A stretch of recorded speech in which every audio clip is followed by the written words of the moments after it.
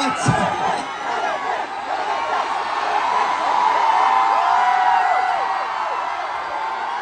Good afternoon. Thank you each and everyone for this great warm welcome. എല്ലാവർക്കും നല്ലൊരു ദിവസം ആശംസിക്കുന്നു. സോ സോറി, ഞങ്ങളും ഇതുപോലെ കോളേജിൽ വെയിലത്തൊക്കെ കാത്തു നിന്നിട്ടുണ്ട് ആൾക്കാരെ കാണാൻ.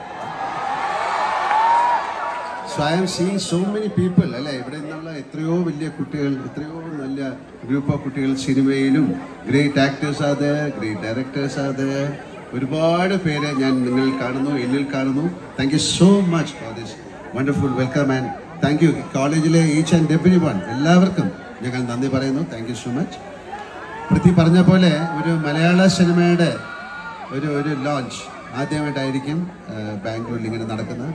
I had the chance of doing so many films in Bangalore. I have done some Kannada films also. But this kind of reception, unbelievable. Thank you so much.